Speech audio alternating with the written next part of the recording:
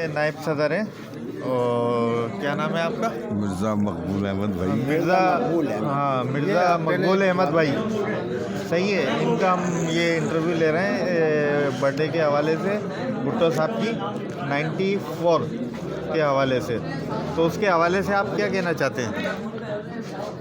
यार भुट्टो साहब के बारे में तो पूरी एक हिस्ट्री है। मतलब बहरहाल ये कि जुल्फ़िकार अली भुट्टो के सालगिरह के हवाले से ये बात देखो जहन में आती है। हम लोग असल में तजदीद अहद वफ़ा जो है वो जुल्फ़िकार अली भुट्टो शहीद की सालगिरह मनाने से मुराद ये होती है कि हम पाकिस्तान से हम वफ़ा का अहद करते हैं असल में, और पाकिस्तान की आवाम से वफ़ा का अहद करते हैं। भुट्टो साहब ने पाकिस्तान और पाकिस्तान की आवाम के लिए जान दी थी और शहादत कबूल की थी, और उनका पूरा सियासी किरदार जो है उनका एक एक कदम इस बात की गवाही देता है और शाहिद है कि उन्होंने पाकिस्तान के आलमी वक़ार की खातिर, पाकिस्तान के माशी इस्तेहकाम के लिए, पाकिस्तान के सियासी इस्तेहकाम के लिए और पाकिस्तान की समाजी ज़िंदगी को बेहतर करने के लिए, आवाम को खुशहाल करने के लिए, आवाम को इज़्ज़त नफ्स देने के लिए और आवाम को खुशियों भरी ज़िंदगी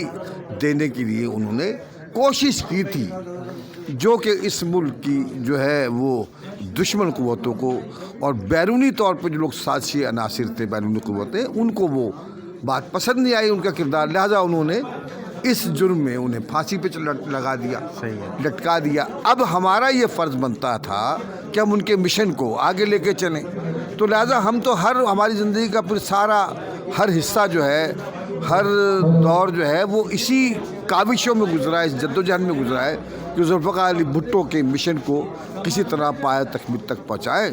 और ये सालगिरह का प्रोग्राम हो या पीपल्स पार्टी का कोई भी इवेंट हो, कोई भी काम हो, वो असल में उनके मिशन को आगे बढ़ाने के लिए मतलब एक एक कदम होता है जो हम आगे जा रहे होते हैं। अच्छा, मैं आपसे एक सवाल करना चाहता हूँ। अभी कराची जिस दोराहे पे पहुँचा हुआ है, पीपल्स पार्टी का इस बारे में क्या ख्याल है? जो महंगाई के हवाले से कराची इन 2-4 सालों में नहीं पहुंचा। कराची को असल में ये लोग सियासी तौर पे आज़ादी नहीं, देखे एक बात तो माने, कराची को सियासी तौर पे आज़ाद नहीं किया जा रहा है, नहीं कराया, नहीं किया ही नहीं जा रहा। वो मर्जी की सीटें बांटने वाले यार, क्या बात पूरे पाकिस्तान में पीपल्स पार्टी की सीट रही है। हाँ, तो अभी मैं उस हवाले से पूछना चाह रहा था आपसे। यहाँ पर ये होता है, मैनिपुलेटिंग होती है। कराची में अक्सरियत नहीं दी, तो कराची में अक्सरियत पार्टी हमें बल्दिया तो कभी दी नहीं। ठीक है। सिंध गवर्नमेंट भी हम अक्सरियत की बुनियाद पर लेते हैं, लेकिन कराची में ऐसी पॉलिटिकल पार्टीज़ को खड़ा किया जाता है बार बार जिनके हकीकी फॉलोअर्स नहीं है, समझे साहब? ठीक है। और उनको साजिशों के ज़रिए कोशिश की जाती है डोमिनेट करने की। अच्छा भाई देखिए, अभी अवामी मसाइल थे कि कराची की पार्टियां जो दावेदार थी वो उन पर तो कोई बात ही नहीं करती हैं, उन पर तो कोई एहतजाज नहीं करती। पेट्रोल महंगा हो, बिजली महंगी हो, अभी की ये जो है मामलात, आपके क्या कहना चाहिए,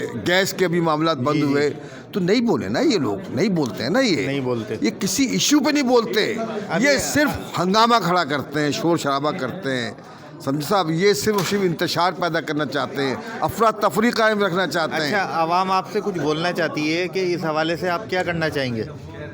आवाम बोलना चाहती है, आवाम के लिए तो हम लड़ना है ना। तो मतलब अभी आप क्या करेंगे इसके हवाले से? इंशाल्लाह ताला हमारी कोशिशें हैं कि पाकिस्तान कराची के लिए स्पेशली जो है अभी हमने बल्दियात का नया 2021 का जो बिल पास किया, उसमें मेयर को इख्तियारात दिए हैं, और हमने ज़ाहिर है कि हमारी पार्टी ने अमन कायम करने में बहुत ज़्यादा हिस्सा है कराची में, क्योंकि जो भी फसाद था, जो भी कत्ल आम था, जो भी भत्ताखोरी थी, सबको पता है वो एमकेएम करती थी। बिल्कुल सही, ठीक है। और ये बात सबको पता है कि पहले 2 दफ़ा जो जमात इस्लामी की हुई है आमिरों के दौर में, इनकी बल्दिया बनी है, समझे साहब? सत्तार अफगानी साहब भी जनरल ज़िया के दौर की बात है, और ये आपके ये जो मुशर्रफ के दौर में जो एडवोकेट नबतुल्ला खान साहब थे, ठीक है ना? अब वो असल में ये लोग चाहते ये हैं कि पाकिस्तान, अगर पीपल्स पार्टी कराची में आज़ाद होती है तो सिंध में एक बहुत बड़ी क़ुव्वत के तौर पे इन्हें डर लगता है, ये सिंध की सियासत को तकसीम करके रखना चाहते हैं, उसकी सज़ा ये कराची को मिल रही है। अच्छा, ये पीपल्स पार्टी कोशिश कर रही है और आवाम समझ रही है इस बात को। हमने तो कहा जी एक दफ़ा हमें बल्दियात में आने दो, तो एक दफ़ा हमें वो यहाँ पर अपनी बल्दिया के अंदर जो है वो अपनी लोकल गवर्नमेंट में वो दे दो हमें, फिर देखें, फिर हम जिम्मेदार हैं, फिर हम जवाबदेह हैं आपके। अब हमें ये जीतने नहीं देते हैं। अक्सरियत थी जनाब अफगानी के दौर में, हमारी अक्सरियत थी। इन्होंने जनाब आला कुछ को गिरफ्तार किया, कुछ को गायब किया, कुछ को अगवा किया। पिछली दफ़ा तो 5 साल रहे माशाल्लाह, ये है कि 5 साल। कराची में हमारा जो है आपको पता है, जो कराची में होल्ड नहीं था आपका, होल्ड नहीं था। इन्होंने आए दिन बीबी के दौर में रोज स्ट्राइक, 3 साल तक स्ट्राइक होती रही, काम नहीं करने दिया, काम ही नहीं करने देते। कराची में तो काम ही नहीं करने देते, और कराची में हमारी सीटें हमें जीतने नहीं देते, हरवाया जाता है बार बार। ऐसी एक दो मलीर की हमारी सीटें हैं जो पहले लियारी में थी, अब वो जाहिर है कि सीटें में कम थी। सीटें जब होंगी हमारी बल्दिया में, हमारी सीटें कम होंगी तो फिर हमारी प्रॉब्लम तो होगी ना फिर। चलें, अच्छा, अल्लाह ताला आपकी जायज़ ख्वाहिश है वो पूरी करेगा, और इंशाल्लाह कराची से पीपल्स पार्टी जीतेगी इंशाल्लाह जीतेगी, क्योंकि आवाम को भी शऊर आ गया है। जी जी, क्योंकि जिस तरीके से स्ट्राइकें चलती रही हैं, मुख्तलिफ किस्म के लोग आते रहे, तो ये थोड़ी बहुत तो परेशानियाँ देखनी पड़ती हैं, मगर ये है कि आवाम को साथ देखें। आवाम को अभी भी देख रहे हैं जो महंगाई है, जो इनके लिए मुश्किलात हैं घरेलू अखराजात के अंदर, जो इनकी बेरोज़गारी है, जो जनाब आला ये बिजली का बिल है, गैस महंगी है, बच्चों की तालीम मुश्किल हो रही है, जो बुनियादी ज़रूरतें इनके लिए मुश्किलात हैं।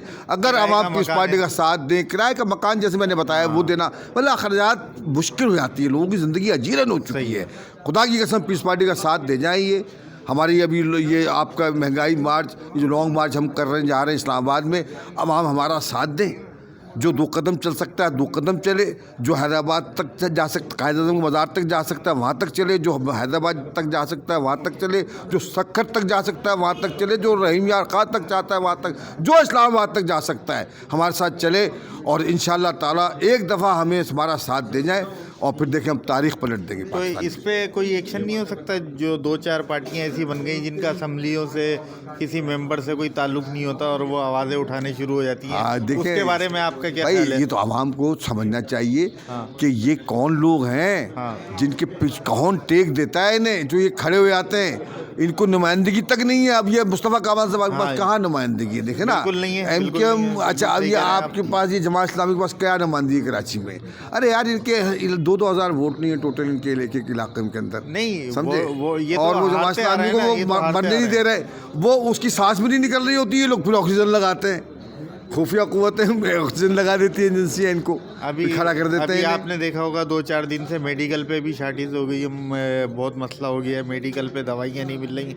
इसके बारे में क्या ख्याल है आपका पार्टी के हवाले से? दवाई की देखिए, दवाई जो आपके अभी 2-3 दिन के अंदर हुआ है, इसकी महंगाई बहुत कर दी इन दवाओं में, इन्होंने महंगी कर दी है।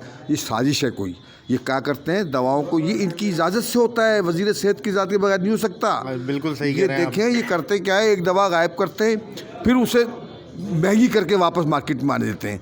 तो ये कंट्रोल तो वफाकी गवर्नमेंट को करना चाहिए ना, वज़ारत सेहत को करना चाहिए, सनतकारों को पकड़ना चाहिए, गिरफ्तार कर लेना चाहिए दवासाज कंपनी के CEOs को। तो ये आप कैसे कर लेते हैं? ये मनमानी ताजिर कर रहा है और कोई यहाँ पर देखने वाला नहीं है यार। आप ये देखिए, समझे, ये देखें, ये ऐसा अमल है दवा गायब करना, ये कोई ऐसा एक्ट नहीं है अखलाकी एक्ट जिस पे पुलिस गिरफ्तार कर ले। पैराडोल गायब हो गई, मुख्तलिफ। हाँ, ये एक्ट है, ये वाइट कॉलर करप्शन है। ये इसको वफाकी गवर्नमेंट को थ्रू वजारत सेहत के कंट्रोल करना चाहिए। ये ऐसे कंट्रोल हो सकती है। अच्छा, ठीक है ना जी। चलें, थैंक यू सरफराज भाई।